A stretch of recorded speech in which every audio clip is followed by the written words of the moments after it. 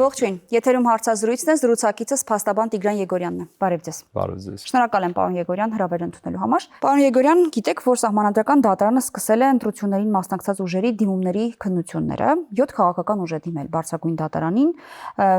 Դիմումները տարբեր են, բայց դրանք մեկտեղված են քննվելու բարձրադատարանի կողմից։ Նախ ընդհանուր այս դիմումների ֆոնին ձեր կարծիքով իրականում հիմք կա ընտրությունների արդյունքները կասկածի տակ դնելու համար եւ արդյոք այսքան քաղաքական ուժ, որ դիմել է Սահմանադրական դատարանին, դա որևէ կերպ կարող է ազդել կամ ճնշել դատարանին իր որոշման կայացման հարցում։ Վերջից սկսեմ, հույս ունեմ, որ որևէ նման հարցով Սահմանադրական դատարանը կաշկանդված չի լինի։ Իհարկե որևէ բան բացառելը բարդ է, բայց ճիշտն այն է, որ չկաշկանդվեն։ Իհարկե այստեղ կաշկանդվելը միայն արտաքին ազդեցության արդյունք չի, երբեմն նաև դատարանները եւ դատավորները կաշկանդվում են իրենց կարծրատիպերից։ Ինչևէ, տեսնենք քննության ընթացքին հետևենք, արդյունքներով կդատենք նաև հրապարակված Սահմանադրական դատարանի որոշման բովանդակությունից լրացուցիչ հետևություններ անելու հնարավորություն կունենանք ու քննարկելու։ Ինչ որ հիմք կա կամ արդյոք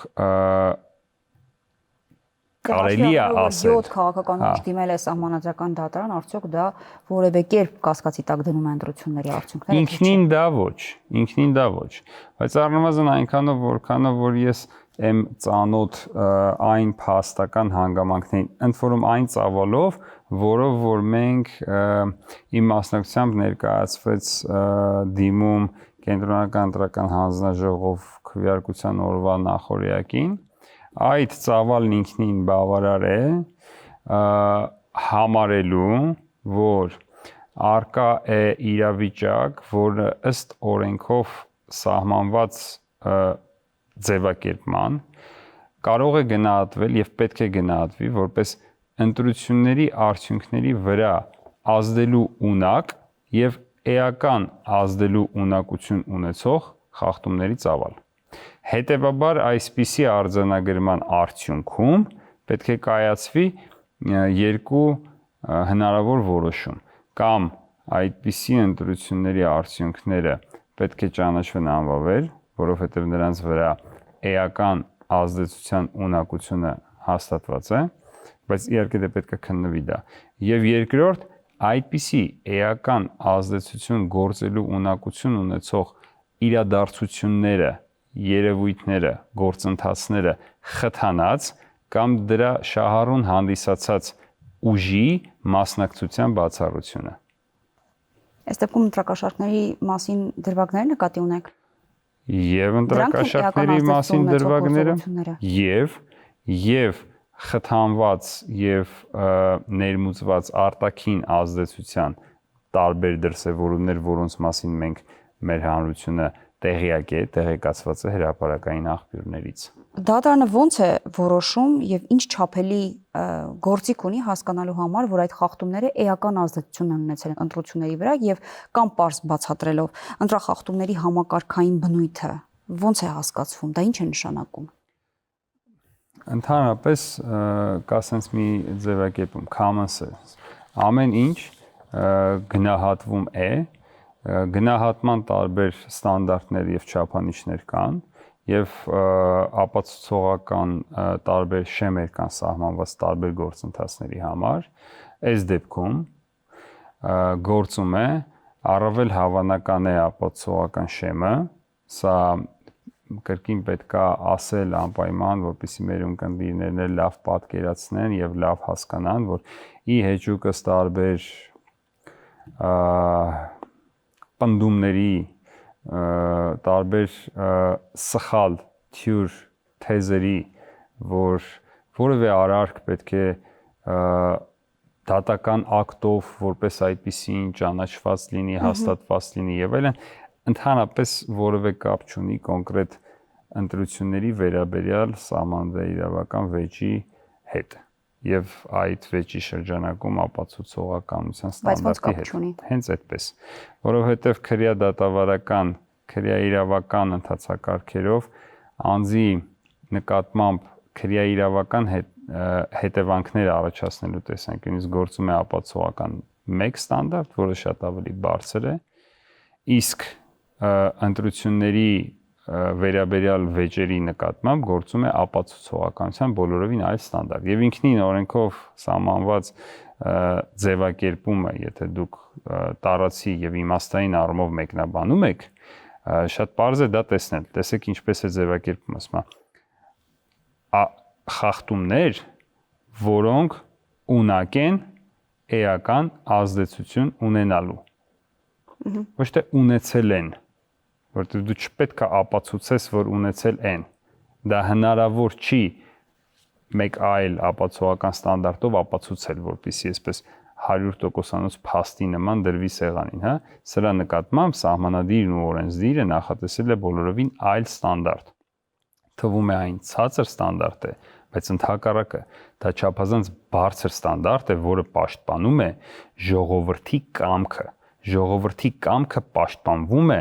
այդ թվում ողջամիտ կասկածից։ Այսինքն, եթե կա ողջամիտ կասկած, որ A, B, C երևույթները ունակ էին ազդելու, կրկին, ոչ թե ազդել են, այլ կա ողջամիտ կասկած, որ ունակ էին ազդելու, ապա այս արդյունքները սահմանադիրը եւ սահմանադրական դատանը պետք է պաշտպանի այդպիսի ազդեցության կարողությունից։ Հիմա, այսինքն, եթե գործող ընդդիմադիրները կամ մեծ ձայներ հավաքած, շատ ձայներ հավաքած ընդդիմադիրներն ասում են, քանի դեռ դատական վճիռ չկա ենթադրյալ ընտրակաշառքների վերաբերյալ, հետեւաբար դուք չեք կարող մեզ մեղադրել դրանում, դա հիմնավոր չէ։ Իհարկե ոչ, նրանք իրենց շահերը սպասարկելու համար մտածում են այդպիսի ձևակերպումներ եւ դա նորմալ է, այսինքն շատ մարդկային է, բայց պետք է ռացիոնալ դատելու կարողությունը չկորցնել եւ նաեւ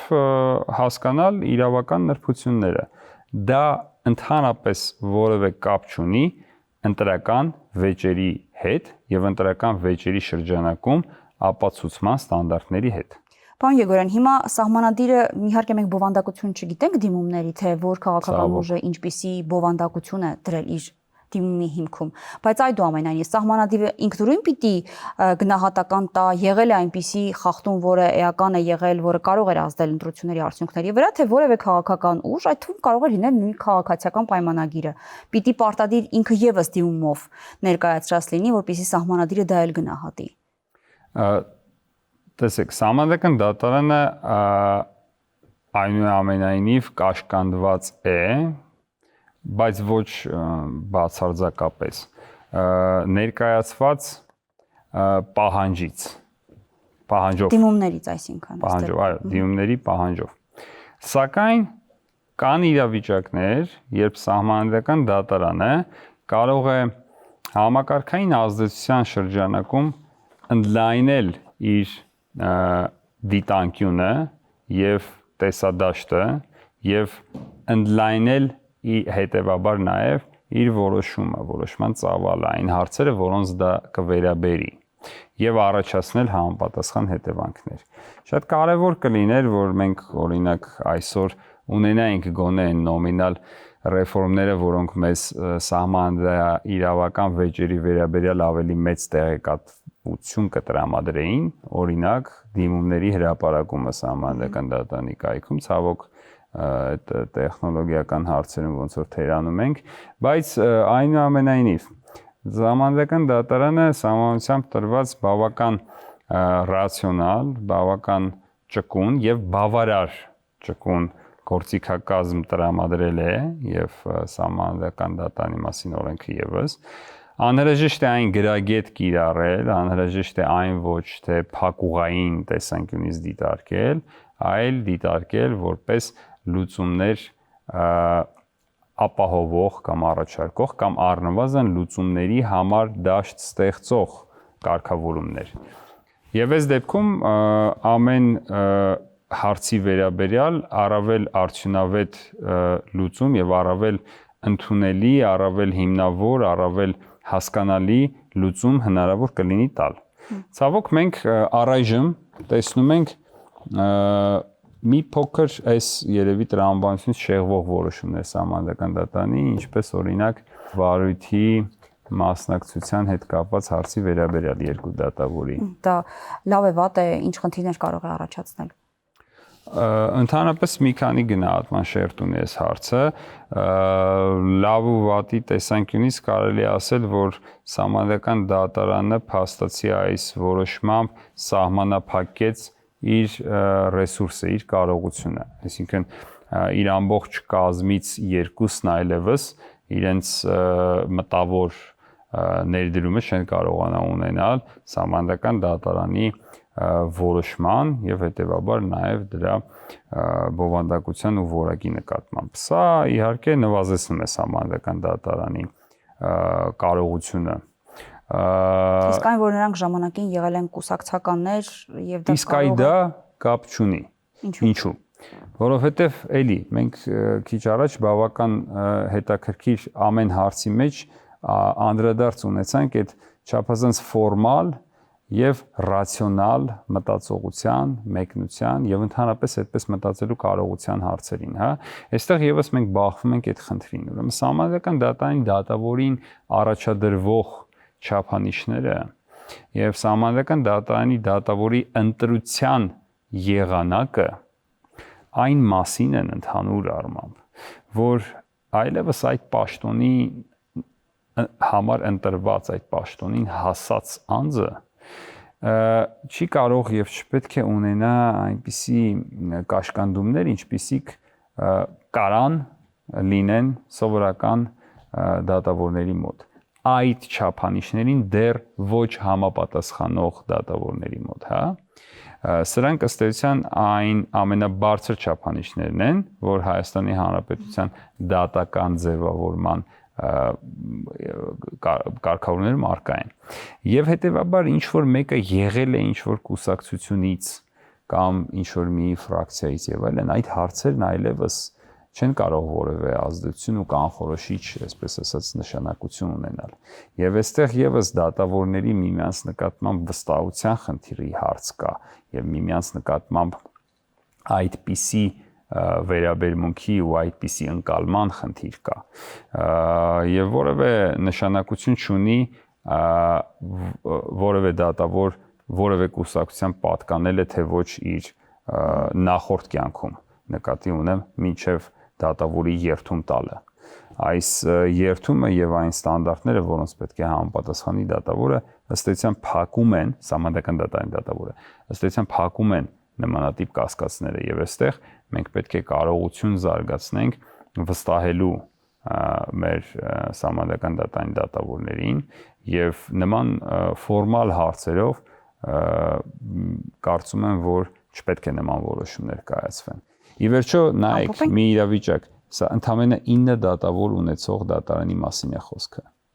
Սա շատ վտանգավոր իրավիճակ է, որոնք չունեն փոխարինողներ եւ կարող է լինեն հարցեր, որտեղ 9-ից մեծամասնությունը որևէ առնչակցություն ունենա իր նախորդ կյանքում։ Ինչ է անելու Սահմանադրական դատարանը այդ դեպքում։ Սահմանադրական դատարանը առհասարակ նման գործերով ավելի շատ հակված կլինի պահպանել արդյունքները, թե կարող է կտրուկ որոշում կայացնել։ Ձեր կարծիքով հավանականություն կա, որ դատարանը կգնա նոր ընտրությունների նշանակման։ Դե տեսեք, դժվար է ասել հակվածություն, սակայն մենք արդեն գիտենք բացահայտված հակվածությունը մինչև 18-րդ թվականը գործող Սահմանադրական դատարանի,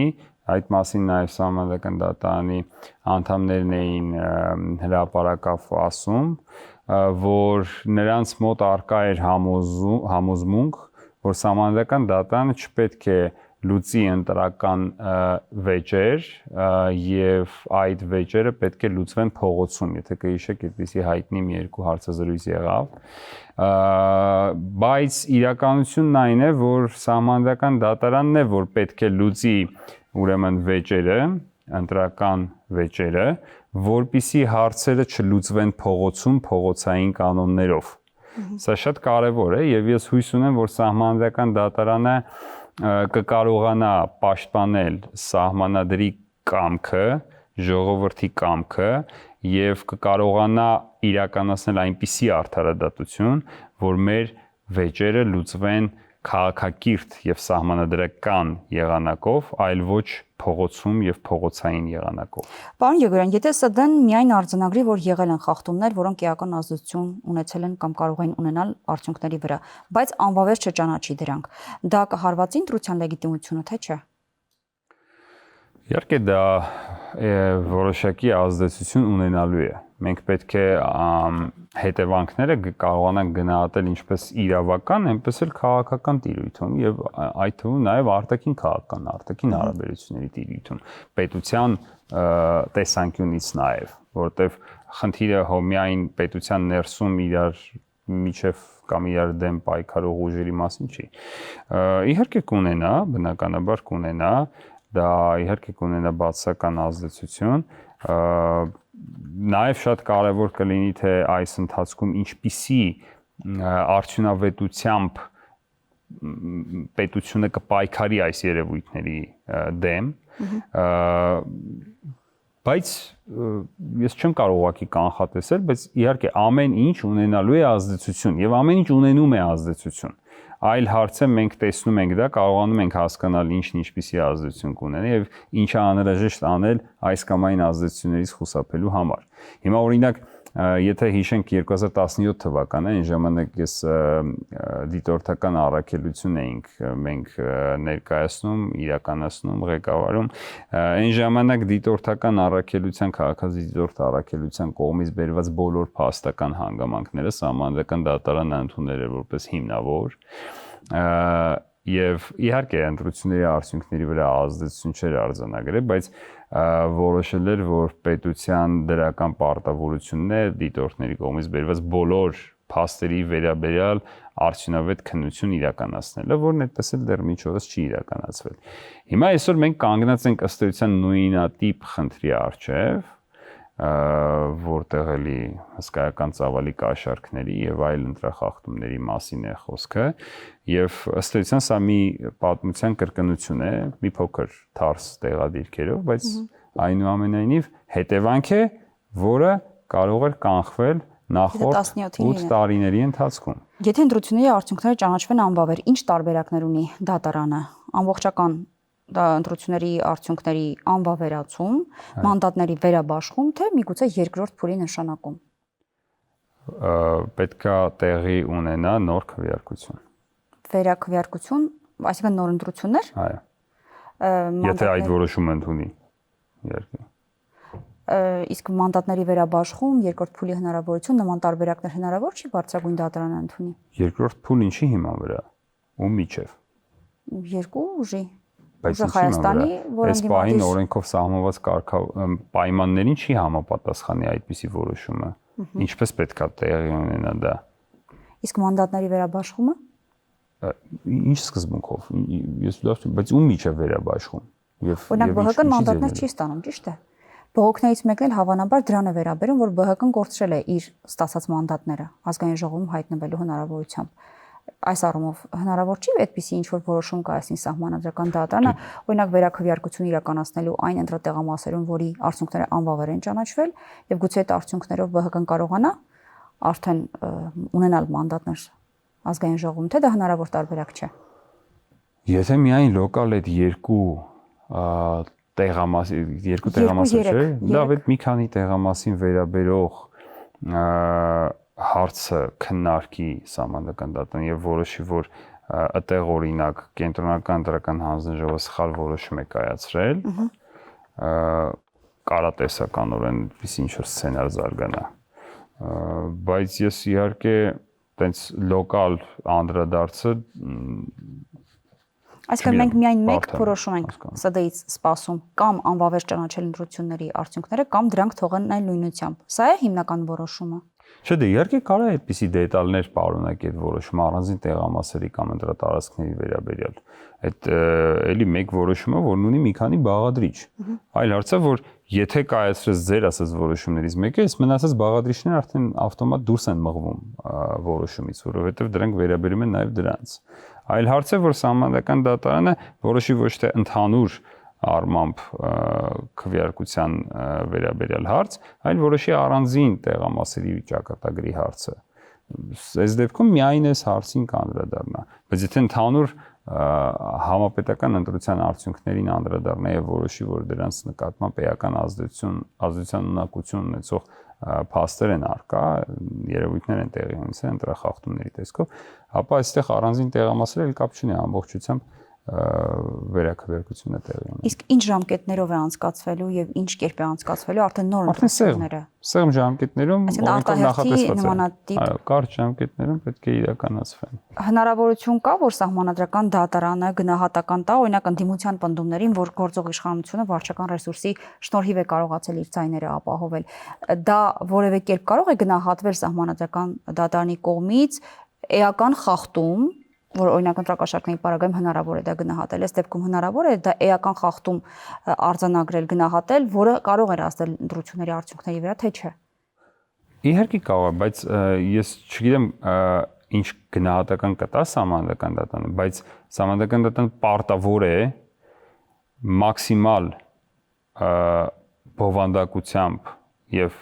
բավարար ծավալով հանգամանալից պատճառաբանված անդրադարձ կատարել բոլոր բարձրացված հարցերին։ Եվ շատ կարևոր է, որ հենց այս ըստ մեծ հաշվով էլի անցումային մի շրջանում է սահմանադրական դատարանը, օգտվելով այս իրավիճակից, սահմանադրական դատարանը պետք է փորձի պատասխանել ըստ հնարավորության այնքան հարցի, որքան ուղղակի ֆիզիկապես հնարավոր է, որովհետև որքան ավելի շատ հարցերի պատասխաններ է տալիս սահմանադրական դատարանը, այդքան ավելի պարզաբանված, կանխատեսելի եւ որոշակի է դառնում դաշտը։ Հետևաբար ես հույս ունեմ, որ որևէ հարց սահմանադրական դատարանը որևէ ֆորմալ պատճառաբանությամբ չի անտեսի։ Եվ այո, վարչական մեկնաբանության տեղ կտա այստեղ։ Եվ վարչական ռեսուրսի հետ կապված հարցը եւս շատ կարեւոր է, որ սահմանադրական դատարանը բավարար հանգամանալից եղանակով, նաեւ անդրադառնալով միջազգային փորձին բացատրի, որոնք են, որ կարող են դիտարկվել որպես վարչական ռեսուրսի չարաշահում եւ կիրառություն ոչ իրավաչափ, եւ որոնք են այն դեպքերը, որոնք չեն կարող այդպիսիք դիտարկվել։ Դատարանի որոշումը պարտադիր կատարման ենթակա է, այնպես չէ։ Դե իհարկե, առհասարակ այո, բայց դուք գիտեք, կարող չէ այնպես լինել, եթե որոշի գնալ նոր կամ նշանակել նոր ընտրություններ, գործող իշխանությունը կամ քաղաքական թիմերը չգնան նոր ընտրությունների, դա պարտադիր է։ Դա սահմանության խախտում է ստացվում։ Եվ հակառակի պարագայում էլ, այսինքն ընդդիմադիրները պիտի հաշվի նստեն սահմանադրական դատարանի այն որոշման հետ, որ ընտրությունների արդյունքները լեգիտիմ են եւ անվավեր չեն ճանաչվում։ Դե ինչ պետք է անեն ուրիշ։ Ով գիտի։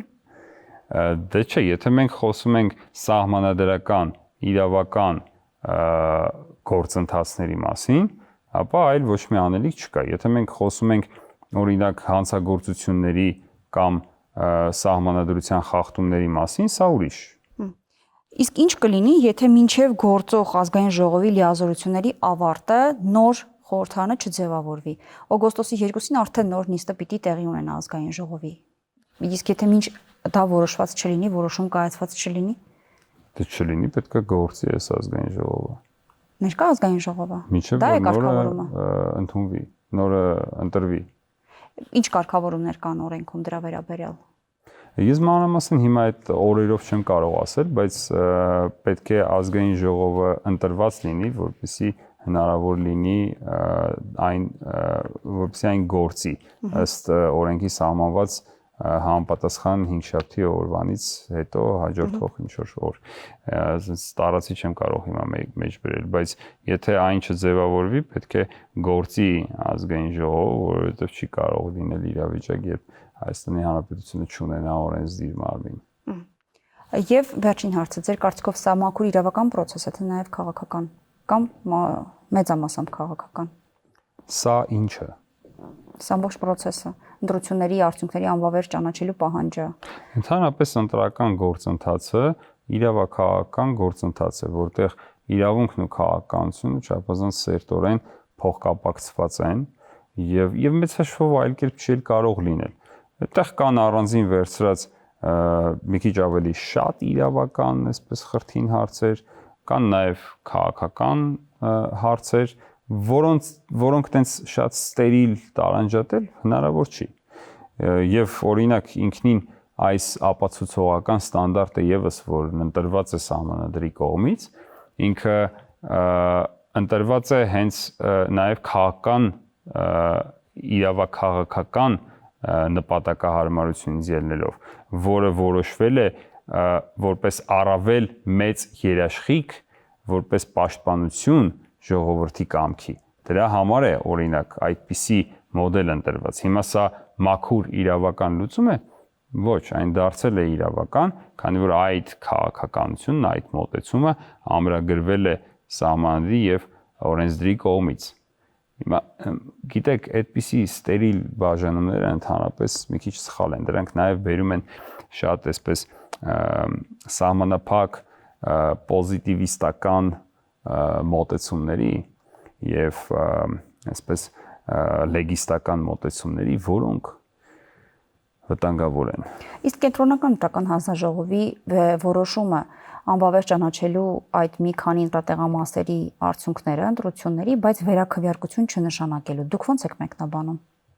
Դե ես կարիք չունեմ մեկնաբանելու, կենտրոնական ընտրական հանձնաժողովը կարծես մեկնաբանեց, ասեց մենք համարել ենք, որ էական ազդեցություն չի ունեցել, չէ՞։ Դե հիմա եթե Ընդդիմությունն ասում է ոնց կարող էր էական ազդեցություն չունենալ, եթե արդյունքում օրինակ մի քաղաքական ուժ կար, որ կարող էր վերաքվեարկությամբ գնալ ազգային ժողով, պատկերը լրիվ այլը կլիներ, եթե վերաքվեարկություն չի գնում ԿՀ-ի բացատրությամբ, իրենք չեն գնում ազգային ժողով, հետեւաբար այն պատկերը, որը կարող էր լինել, խեղվում է, չի ստացվում այդպես։ Դա տրամաբանական հարց է, այո, շատ տրամաբանական հարց է եւ փաստացի այդ հարցին ոնց հասկանում եմ բավարար եւ պատճառաբանված բարձաբանում կենտրոնական ընտրական հանձնաժողովը չի կարողացել տալ եւ հիմա պետք է սահմանադրական դատարանը տա։ Շնորհակալ եմ ցույցի համար։ Ես եմ շնորհակալ։ Զրուցակիցս Տիգրան Եգորյանն էր, կհանդիպենք։